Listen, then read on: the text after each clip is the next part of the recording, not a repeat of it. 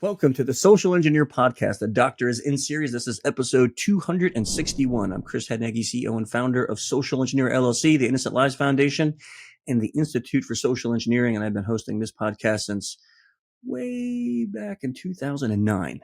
And this one, since it's a Doctor is in series, you know we have to have the doctor with us. So Dr. Abbie is joining me as our co-host. Hi, Doc. How you doing today? I'm doing good, Chris. Good to be here. I'm Dr. Abbie Maroño. I'm a behavioral scientist, and I'm the Director of Education at Social Engineer. So as always, we want to give you a couple quick announcements before we start our episode for this month. We have just released the State of Vishing Report. If you haven't downloaded it yet, you should head over to social-engineer.com. We did an analysis of over 16,000 phone calls to look at the data for last year and see what we can pull out to help you stay safe from the threat of vishing.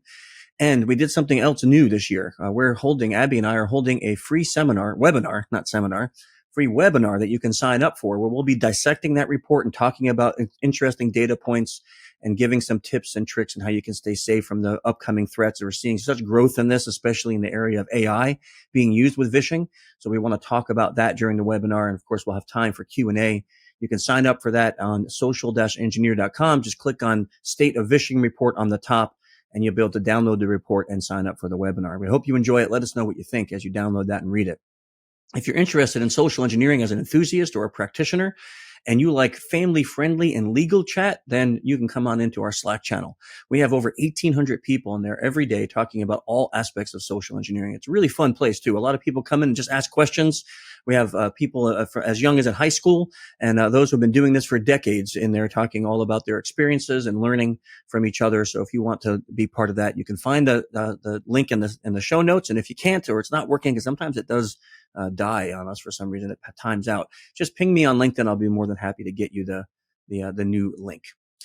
And I want to give everyone a chance to go and visit innocentlivesfoundation.org. If you're not familiar with our organization there, both Abbie and I volunteer for that. It's a nonprofit that I started 6.5 years ago. And our mission is to help law enforcement geolocate people who traffic children and create child abuse material. That's what we started, but we grew into something even more. Now we have such a wonderful education and outreach department. Dr. Abbie's part of that. She writes a blog, plus a couple books are coming out that are going to help kids learn how to stay safe. We have tons of information on the website for parents and for teenagers and for others who, caregivers who might need to learn how to talk to others about this problem, or if you're fighting against predators online. There's a lot of great information on the website there. So please go check it out. And if you want to support us, you can do so through either volunteering your time or donations. And both of that can be found on innocentlivesfoundation.org. And if you like the music on the show, then it is none other than Clutch. Go check them out at clutchmerch.com. The band there is awesome supporters of us, and we love them. And the music is also great. So go check them out and give them some love. And go see them live. That's the best way to show support. And last but not least, we do love your comments. And we answer every one of them, as long as they're polite. But and so please keep giving us your comments. If you like the content here, give us a thumbs up or a like. And we will keep taking your suggestions for topics that you want to hear on this series or any of the series that we have. So keep them coming in. And thank you for all the nice, warm comments that we get from you too as the listeners. Okay, Doc, what is our theme for this month? This month, our theme is do it yourself. The motivation that needs to come from within. So it's intrinsic versus extrinsic motivation. And this idea came about because of a conversation you and I had about the gym and working out.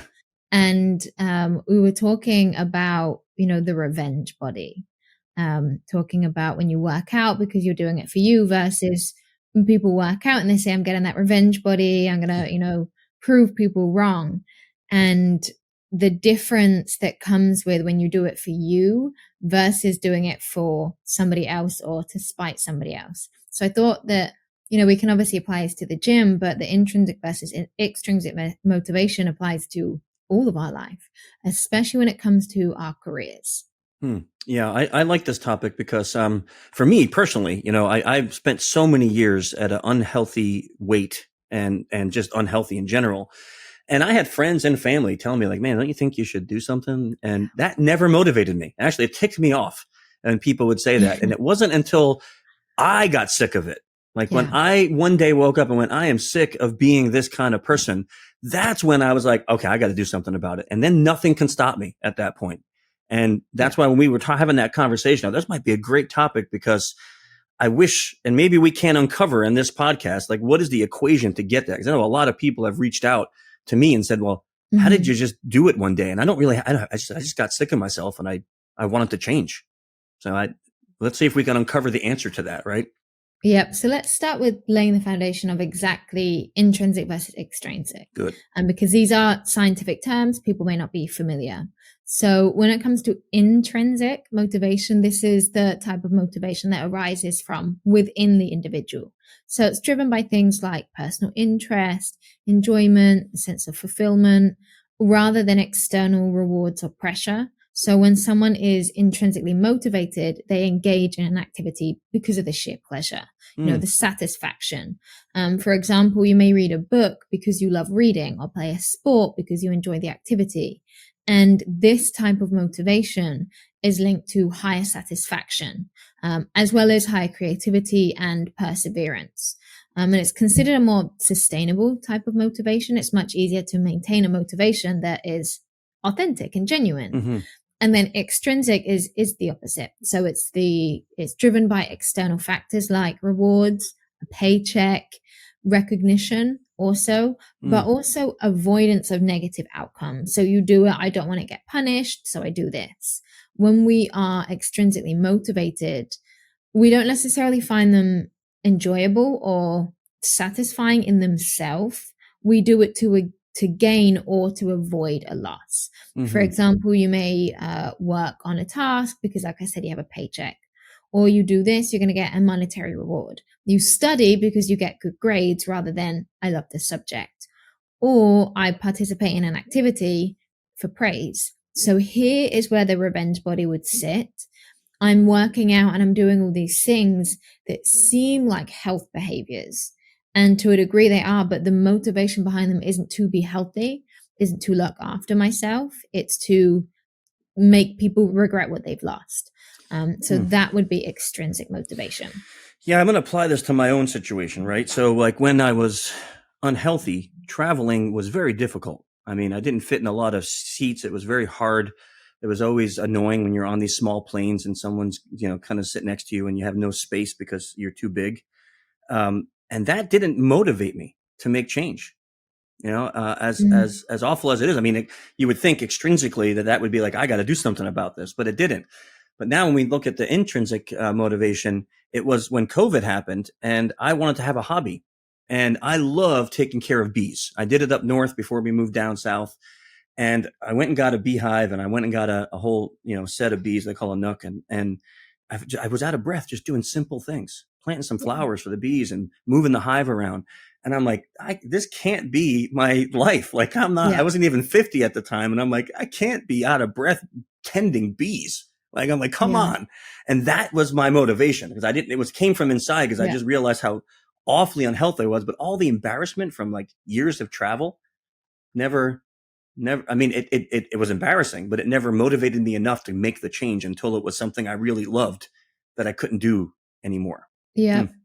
And, the problem with extrinsic motivation versus intrinsic is when you do make that change, often it's not sustainable. Yeah. And when you do have this extrinsic pressure, it can undermine the intrinsic motivation sometimes. So sometimes having a reward for something that you love allows you to justify. Like there was a study done where people had to do this really boring study. And either they got paid like a high amount or almost nothing. And the people that got paid high amount, when they were reporting how much they enjoyed it, they were like, I didn't, because they were like, I didn't enjoy it. I did it because of the money. Whereas the people that didn't get a reward from it were like, I enjoyed this, because they're trying to justify why I did it. And when you do have a reward, it kind of takes away from that intrinsic side of things. And there's also an issue of it's called an overjustification effect, where the presence of an extrinsic reward diminishes internal motivation. So when an extrinsic reward is introduced for tasks that someone finds enjoyable, it can sometimes take away some of that enjoyment because we justify. And we know human beings, we love to justify our behavior. And if we have a clear reward, well, that's why I did it, rather than it came from inside. This makes me think about all the different fad diets that I tried Oh, while I was gosh, yeah. unhealthy, right? Everything, and if it came out and they said guaranteed you can lose weight, I was on it. I mean, I think the worst, besides like injecting yourself with stuff, I did was like the juice diet. You know, you're just juicing everything. You're not eating food. Wait, you said injecting? Yeah, you know, like they had this like HCG stuff that you would inject to help you lose weight or something like that, and it just I have not heard of that. Oh yeah. Listen, if it came out and there was even like a guy in a white lab coat said this is scientifically proven to lose weight, I don't care if it was real or not. They could have told me it was, you know, it was. They could have told me it was like some horrible like Ebola, and I would have still injected it. Right? It didn't matter. It was like I wanted to do it, but those were short lived. Like maybe the most it would last was 2 or 3 months. And then I would give up because I was like, I didn't see the reward that they promised. Yeah. And then I'd be like, this is stupid. And I'd go back to being twice as unhealthy. And that's the thing with extrinsic motivation. It affects quality of performance because you're doing it for the reward itself. So you're not really motivated to do a good job. And what you just want to do is just get it done. You just want it done, it finished. So you're not going to put everything into it. You're going to put enough into it to have it finished. But it also reduces creativity and innovation because you're like, this is a task that needs to be done. There's nothing really inside of me that is desperate to do this. It's just, it's a means to an end.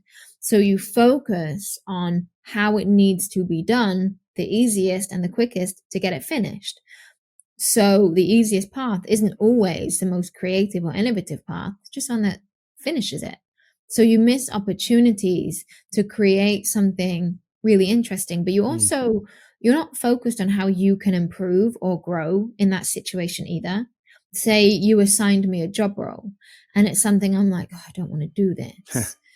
For example, you and I had spoken about, I'm writing some speeches and we had agreed, well, why don't I stay on the psychology side of things and I'll do the well-being and I'll do the nonverbals and things like that. And we said, well, let's leave the vishing and the smishing to the rest of the team. And I was like, this is what I'm going to do. And now I'm doing a speech on vishing. So I thought, gosh, like, let's just get it done, means to an end. And then I took a step back and I thought, I actually love this topic. I just had in my head because I knew that I was assigned this speech and it was like, now it's another thing I have to do. Let's just get it done. But I had to step away from it and remind myself, it isn't just something to get done. This is something I actually really love. And sometimes we do need to kind of remind ourselves that extrinsic reward of being in a big conference or whatever the reward is, it can take away from what it is that you love about it. And just reminding myself of, let me just skip that reward for a second and then get back to writing and planning. And I'm like, oh, I actually do really want to write this speech. You just get so laser focused sometimes. And that's that overjustification effect. I'm doing it because of X, Y, Z. You know, and it's like, it's interesting because if you do it for the intrinsic motivation, then you get the reward that you were trying to achieve, right? Like I look and feel now the way that I was trying with all the fad diets and all the different stupid things that I tried in my life to get where I'm at now. But when I started this, it really wasn't, I never thought I was going to look healthy again. I just thought I was going to lose some weight and maybe not be out of breath when I was tending bees. I didn't think I'd be, deadlifting 425 pounds. Right. So I'm like, that to me wasn't the goal. I didn't come out there going, I'm going to do this. I'm going to be huge. I'm going to be strong. It was just, I don't want to be out of breath when I'm planting flowers. You know, that's it. Yeah. And I got what I wanted. I like what you just said there about, it wasn't about a specific goal. And when it comes to careers, you might think, well, I don't like this task. So, they might not be in the same situation of, well, actually, I do love this. But it doesn't have to be the task itself. It can be, okay, well, maybe I don't like this topic, but I'm really dedicated to learning and growing. I'm dedicated to growing my skill set, learning something different, being more capable in this area, maybe slightly different topic, but it's a transferable skill. So when you pull that out and think, okay, well, I want personal growth. I want career development. So I'm going to put my all into this because it is intrinsic now. I want to learn how to be adaptable. And maybe your intrinsic motivation is you want to learn how to achieve and do well with something that maybe isn't your favorite topic, because that's a really important skill to have in business. So when you can search for that, it shifts the landscape and it helps you learn and it helps you be better. And you might just find that you actually really like it. That's a really nice application of that conversation we just had, because I think a lot of times, like for me, you know, I'm the CEO of the company, but I'd never, ever wanted to be involved in accounting. And then the last year, you know, we got a controller and I had to learn, and Ryan took care of it all, you know, and then when Ryan stepped away from the SE world, I had to step in there, and I was like, I don't want to do this. I was like a big baby. No, you can't make me. You know, but I'm like, I have to. There is nobody else. I have to do the accounting now. I have to work with Jess. I have to make sure that this is all right and good. And I did what you said. I had to step back and go, it doesn't matter if I like accounting and numbers. I got to do this because this is what's going to keep the company going. And my motivation wasn't to become an accountant. My motivation was to keep the company going. Right. And that motivation was enough for me to go out. And I actually enjoy it now. I go into the budget document that Jess makes and I'm looking at it. I'm like, oh, this is cool. I know what to do here. But that is still extrinsic.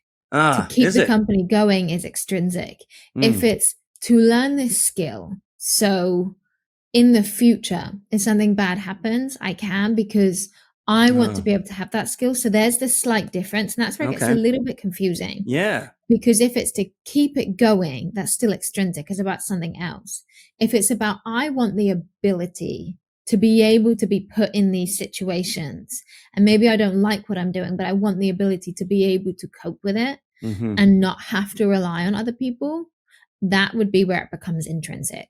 Okay. Yeah. So that and makes it's okay sense. For it to be both. It's great for it to be both. No, I like it. I'm glad you made that point, because with people who are listening, like I obviously made that mistake thinking, oh, that was an intrinsic motivator. But yeah, that makes good sense. So it's not that one is good and one is bad. It's just that a lot of times if it's only extrinsic, it's short term. Yeah. And extrinsic is short term too, but it's also not where passion lies. Yeah. So that's for sure. Passion is intrinsic. And we know that passion is one of the biggest indicators of long-term career success. If you look at the top 1% of anything, the top 1% are passionate. Yeah. Top 2%, maybe not. But the ones at the very top, the reason they are able to work the way they do is because there is passion. It keeps you going because things get hard. It's hard to be very successful. Yeah. Every field is competitive. It's hard to do something consistently.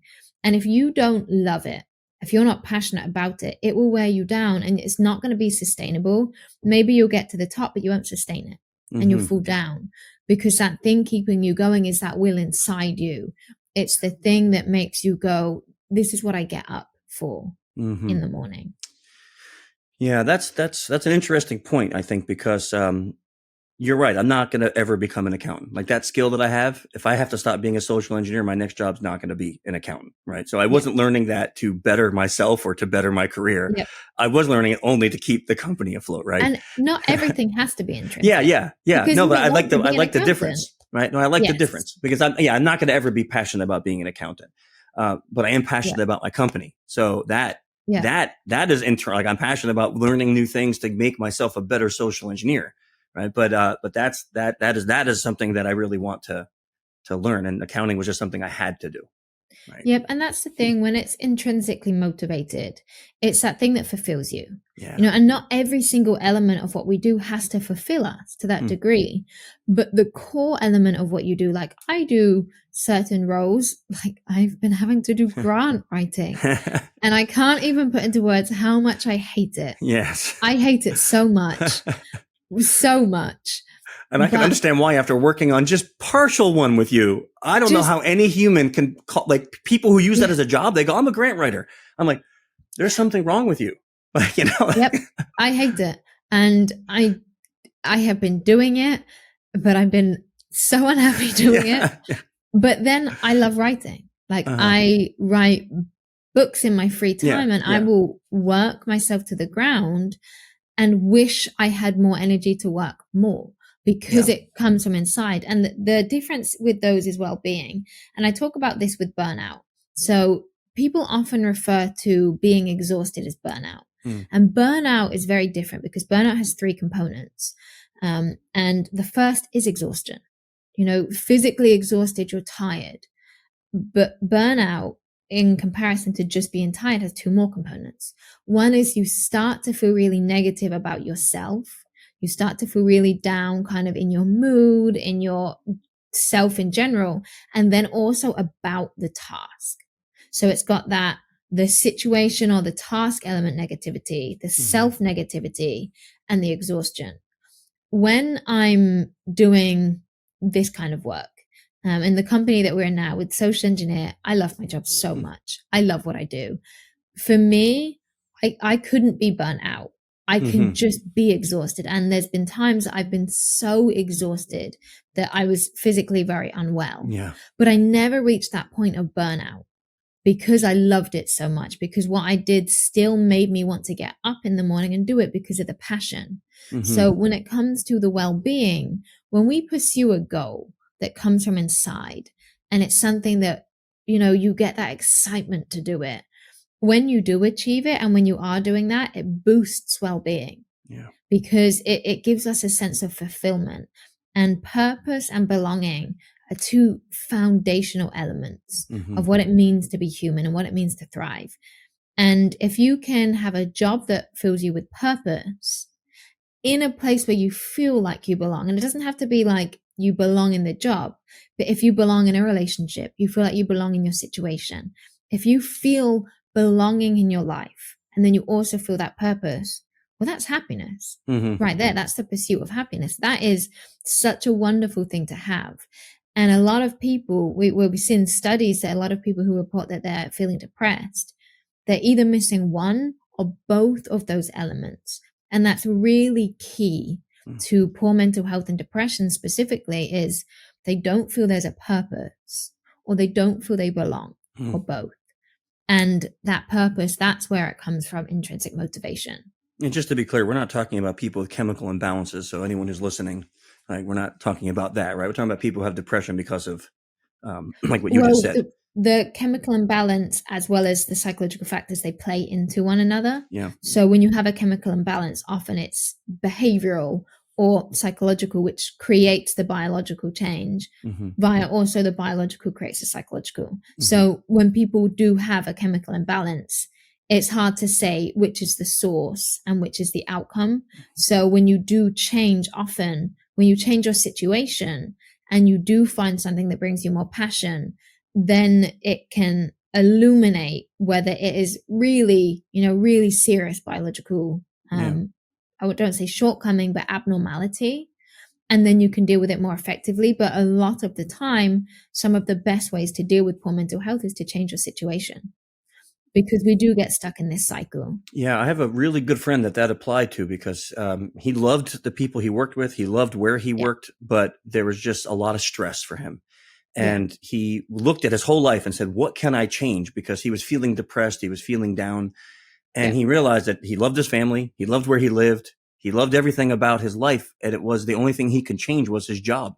So he gave up his job, even though he loved the people and the job wasn't a problem. But that change brought him back to life. Like he wasn't depressed and he was happy again. And it was something that really brought back his motivation in the gym and all this other stuff. And it was fascinating to talk to him and to hear how that, like, he gave up something he really loved, but he needed to do it because of what you just said, like that. There was that one piece that was missing, that belonging, or that whatever that was, that feeling of the success, and that change really changed it for him and changed it mentally for him. Yeah. I mean, I had pretty much the same thing, and we forget that you can enjoy something, but it doesn't necessarily mean that it fills you with purpose, because sometimes the environment that we're in can take away our well-being, and it can drain us.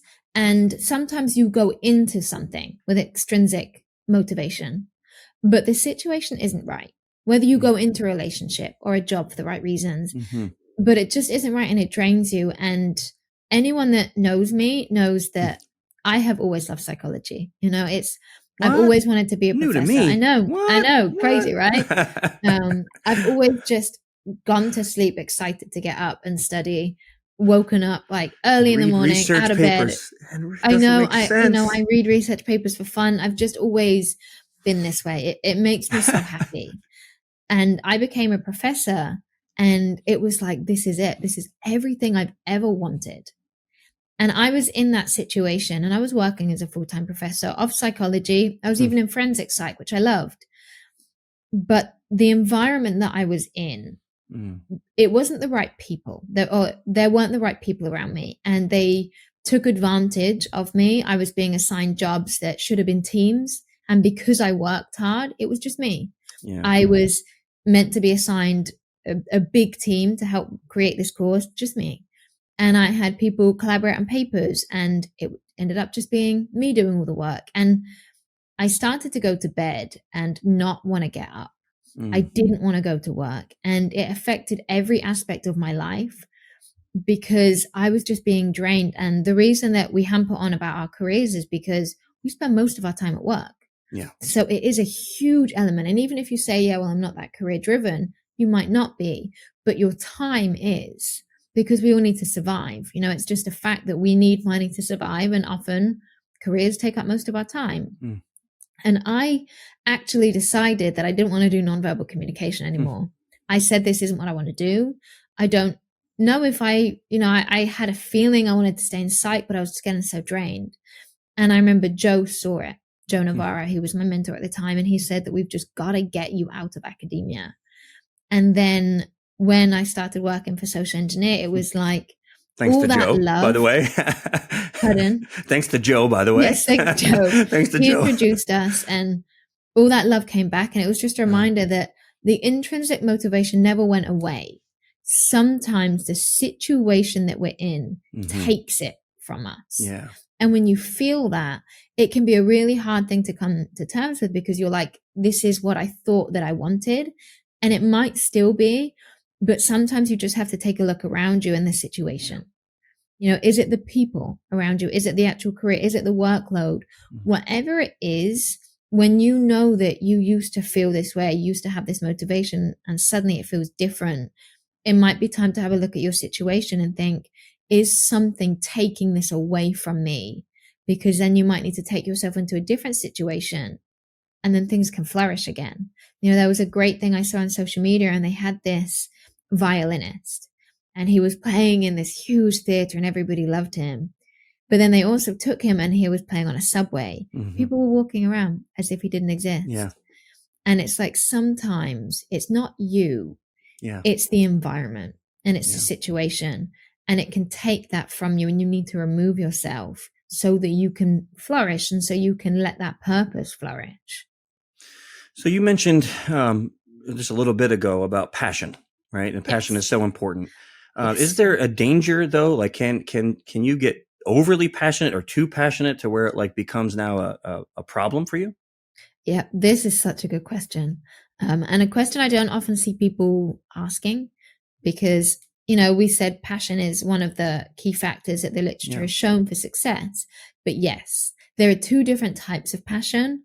There is harmonious passion and there is obsessive passion. And just like anything, too much of a good thing, right? So harmonious passion is when you engage in an activity out of genuine interest and enjoyment. It's the form of passion that we talked about. It's integral to our identity. And we need passion to live a balanced life. We've all got to have a little bit of passion about something. Obsessive passion, in comparison, is a little bit different. It's where you feel compelled to engage in activity because of internal pressure. It's not, this is who I am and it makes me feel fulfilled. It's like a sense of identity. If I don't do this, I'm not myself. If I don't do this, it means that I'm not behaving like myself, or something is missing from me. But it is also, obsessive passion is also driven by external pressures. So when we might think this is internal motivation and intrinsic, obsessive passion steps out of that realm. And it's now motivated by things like social acceptance or self-esteem issues, which we know are external too, because I want other people to accept me. And it becomes this controlled internalization of who I am. I have to do it.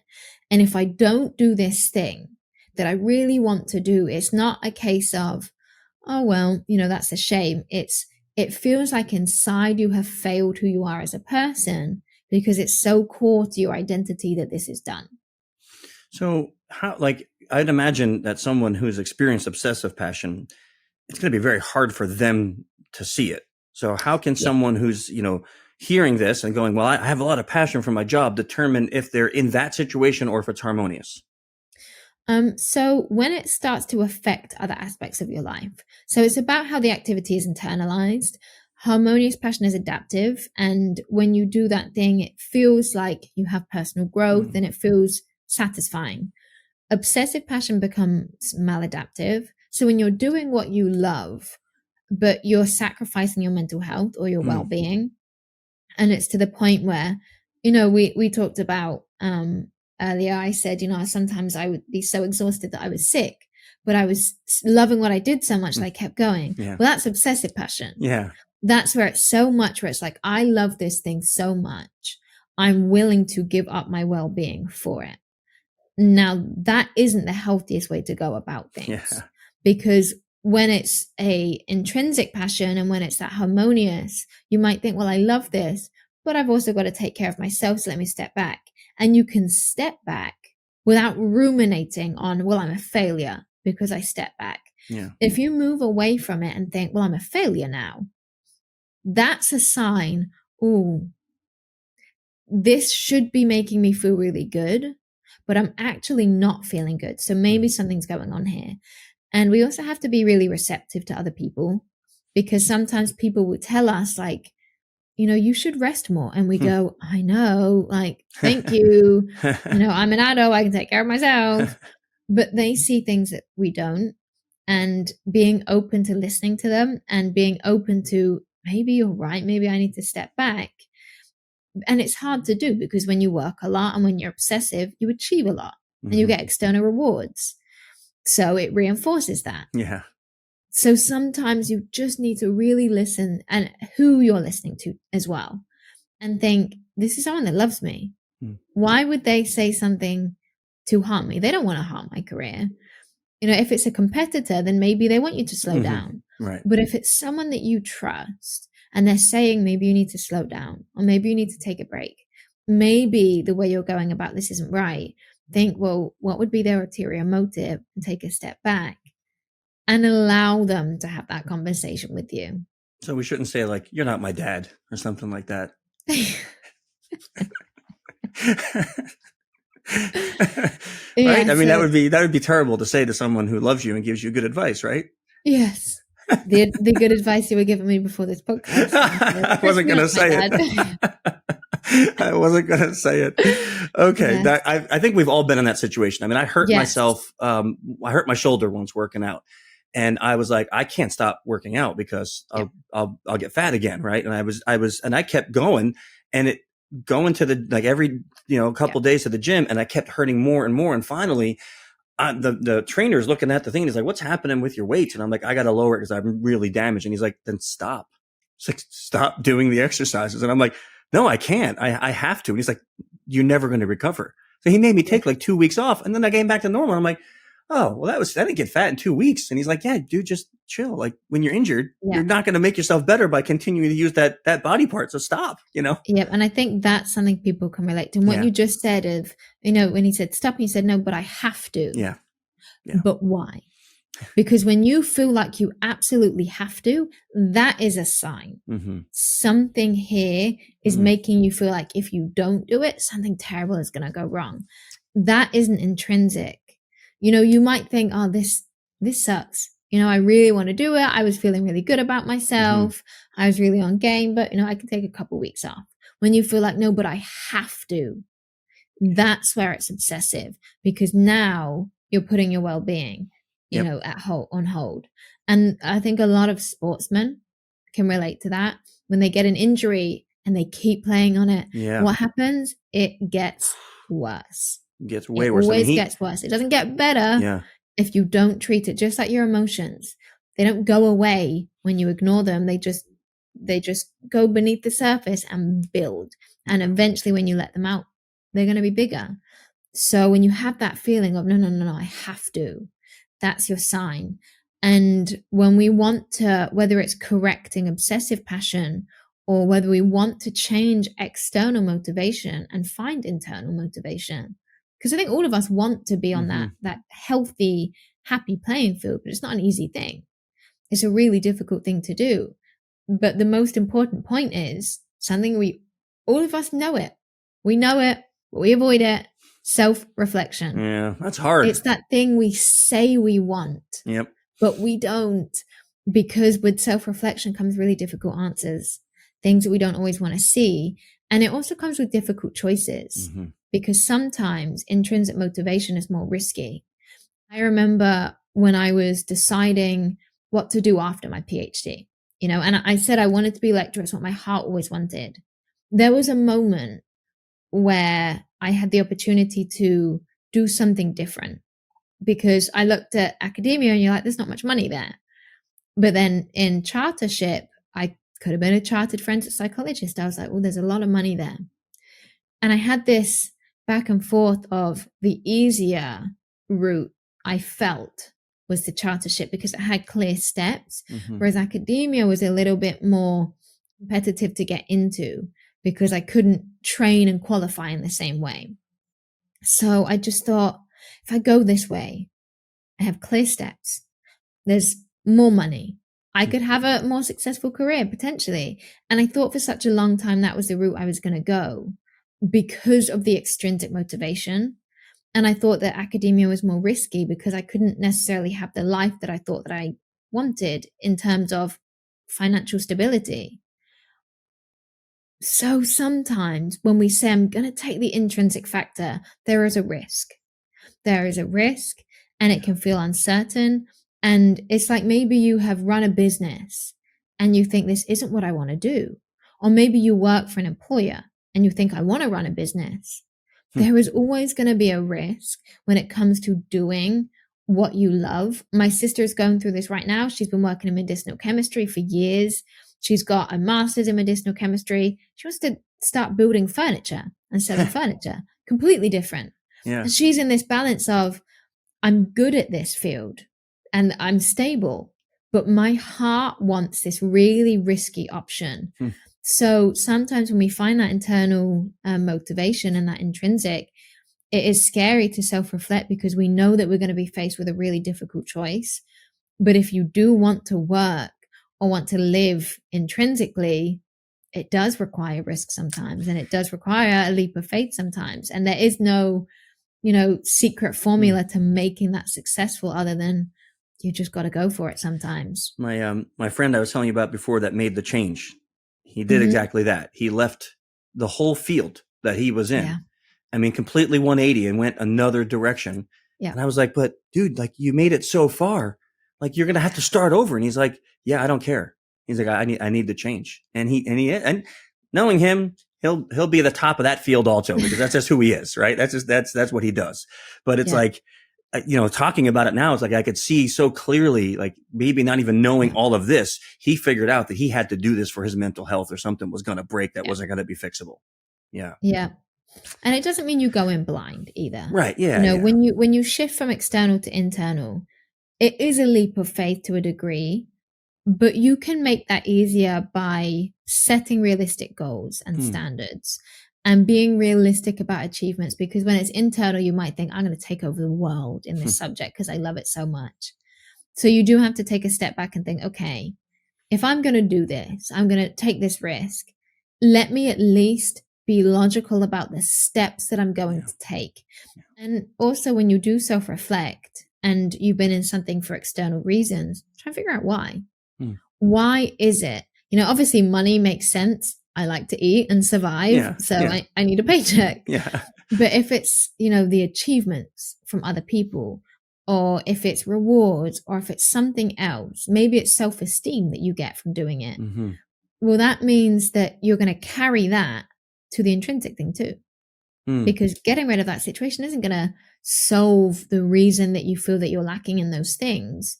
So sometimes you need to have that self-reflection moment to identify why it's external And sometimes if you deal with those two, you might find that what you want changes and what you thought you want changes too, because that might have also been externally motivated without realizing. Like earlier, you talked about the accounting and you said internal, but it was external. Yeah. And it is because it is really hard to unravel them sometimes. And there's a little bit of both. And sometimes there's more one than the other. Sometimes it changes. So when we try and figure out what underlies our decisions and why we make those decisions, we can kind of unpick the negative and the unhealthy coping mechanisms and try and really get to the core of, well, what is it that I really want inside? And what is a defense mechanism, or what's just very familiar? You know, I find like, and not picking on a generation or anything, but I find like a lot of times when you talk to younger people who want to make it big on social media, their external motivator is just the likes. Like, if I don't get likes on this, I must have not done a good job. You know, if no one liked this, then it must have been a bad picture or a bad video. And it's like, no, that's a great picture. I don't know why it didn't get all the likes, right? But it's like that external motivator seems, and I'm like, it seems like it'd be so shallow. And if that's your motivation, then it's going to be really easy to be disappointed and sad at your achievements if you don't get that validation from the external source. Yeah. And that's the big thing with social media, that people do it for external motivation. Now, you know, a lot of people post because they're like, I just want to share this with the world. But it is really difficult when you have like a like count. That's why they have a new feature now. You can hide likes. And even when you do it because you just want to share your experience, you're excited, seeing the likes go up, it can create external motivation where there wasn't one. And it can make you start relying on it. So getting rid of that like count can get rid of that. That's an interesting piece of, I didn't think about that. Even if you're doing it for the right reasons, you can get high off of the, wow, 2,000 people like that last one, I should do that again. Yeah. And you kind of get hooked. And then, well, less people liked it this time. Am I not good enough? Well, they got this many and I got this many. So is there something wrong with me, or are they better? And it can lead to this really negative mindset. And social media is just a breeding ground for that. Yeah. Social media can be amazing and a sense of connection. And personally living on the other side of the world to almost everybody I've known my whole life. Yeah. For me, I got rid of my social media before I moved and I got it back because I felt so disconnected. Yeah. So I see that benefit from it. But I do know that if I spend too much time on it, I get dragged into that world too. Yeah. And it's so hard not to, but it's designed that way. Yeah. They are designed in a way that keep you on them. That's just how the algorithm works. Because they want to show you ads, they want FaceTime with it. So we have to remind ourselves of things that could taint our internal motivation and just be mindful of that. And it doesn't mean that if you get given a reward and you're like, no, thank you, I just did it because I love it, not because I want this. It's fine. Yeah. It's fine to also enjoy the external reward. Yeah. That's okay. But just reminding yourself of why you're doing it and trying staying in that healthy zone and not getting pulled too far to one side is really key. Yeah, I remember when my first book came out, I spent way too much time on Amazon reading every review. And every 1-star review just felt like someone was personally, punching me right in the face. Yeah. And sometimes the 1-star reviews were like, the book came damaged, 1 star. And I'm like, that's not even my fault. Like, you didn't even say the book sucked or not. Right. And then I remember at one point going, I'm literally spending hours a day reading these reviews and like ignoring the good ones and just reading the bad ones and feeling bad. And I said, you know what? When my second book came, I didn't even look at the reviews for months. I just went and just saw, hey, how many stars is it? And that was it. And I found that to be so much healthier for me. Like, I wanted to know that I did want to know that people liked it and that it was an enjoyable book. But I stopped reading the reviews with the thought of, oh, you didn't like it? Well, sorry. Too bad. And I not let it affect me. And that was so much healthier for me after that, because it just was so hard the first time. I was like, I really felt very personally attacked, even though I wasn't, Yeah. And when it's those kinds of things and we relate it back to health behaviors, the gym or eating, getting fit, if you are doing it for revenge and we think we have this catharsis, I'm going to get out my anger when I run and then I'll feel better. Well, sometimes what it's shown is it actually exacerbates that negative feeling. So if you go in and you're like, I'm going to, punch this punching bag and imagine it's their face and you think that's going to help me get over it. No, it exacerbates that negative feeling. Yeah. The idea of catharsis has actually been kind of flipped on its head, that when we think we have these negative emotions, we catharsis to try and get them out, we just make them worse. Mm-hmm. We have to step back and not do it for, just to have revenge or to make them regret what they did or make them regret who they're with or all of these things. Yeah. Do it for you. Do it because you deserve to be happy. Yeah. And when we're in this really negative space, we often think, well, I don't deserve it. I don't deserve to be happy, or I deserve this negative treatment. Nobody does. Nobody deserves negative treatment. Even if you've done something bad, you don't deserve to be mistreated. You just need to try and heal from it so you don't treat people bad in the future. Mm-hmm. Nobody deserves to be in that space. And sometimes we have to remind ourselves of that and then go in with, okay, maybe I don't feel the best about myself, but I'm going to do this. So maybe one day I will. And try, and even if you can't pull out that intrinsic motivation just yet, going in with that mindset of, well, I'm going to try and do this for me. Maybe I'm not quite there, but this is the goal. Instead of just getting your head right, laser view into it's revenge. It's for this one reward or reason, or because I want to fit into these trousers or this specific dress. Make it about you. It's hard in today's society because everything you do is public and the internet is your judge. So, and it seems to be a cultural thing that across the globe, that this is like what we see, like people's mistakes that they made 20 years ago are now being resurfaced now, and they're being judged present day for something they did that was pretty stupid, like someone making a comment or saying something dumb 20 years ago, and now they're being punished today for that. And you're like, wow. I mean, so I agree with you. And I think that makes it harder sometimes for those who are stuck in that external motivators, because they're like, oh, maybe I don't deserve this because I'm really a bad person. Like that's what they're saying on the internet. I am a bad person. Right. So I get that. That's good advice that you gave with that. Yep. And we have to remind ourselves that good people do bad things, bad people do good things. Yeah. Individual behaviors doesn't necessarily mean goodness of person. Yeah. Situations can make us behave in ways out of character, and we should grow. That's what life is about. That's what maturing is learning from our mistakes. We won't ever grow if we don't make mistakes. Mm-hmm. So when you look back and think, oh, I did this thing 10 years ago, how awful, we'll actually flip it on its head. How amazing that you are not that person anymore. Yeah. Look at that growth. So you can listen to cancel culture, and it's hard when you have people shouting at you, especially online, but you have to try and stay true to yourself and step out of that negative space and say, well, I'm not this person. Mm-hmm. I've grown, and it's not an easy thing to do, but sometimes we have to say, well, my behavior in the past doesn't limit my behavior in the future. Yeah. Just because I did a bad thing then doesn't mean I have to keep doing that bad thing. I can stop doing it. And I can change. And I think that's wonderful. When we have behaved badly, I have so much respect for people that have been through situations or done really bad things and no longer are those people. Yeah. To make that change when everybody is telling you that you are bad, that you are awful, you are this, so easy to listen to them and stay in that cycle. To break that takes a lot of power. And that comes from within.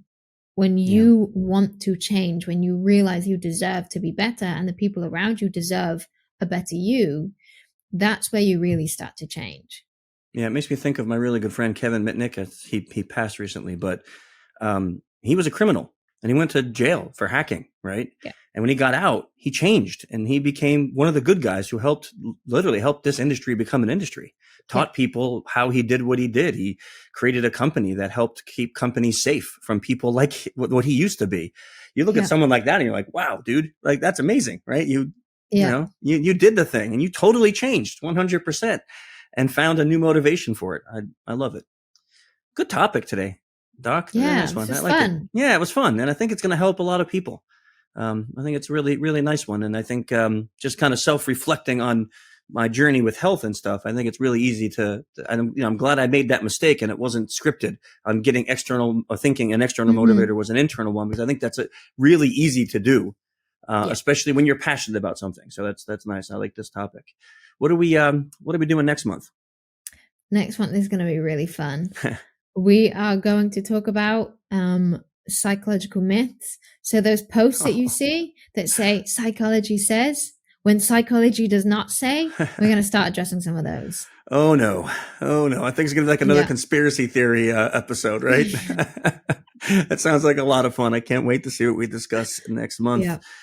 Everyone, thank you for joining the doc and I this month for this episode. We hope you liked it. Give us that thumbs up and like. Give us more topic ideas that you want to hear, and stay safe until next month. See you.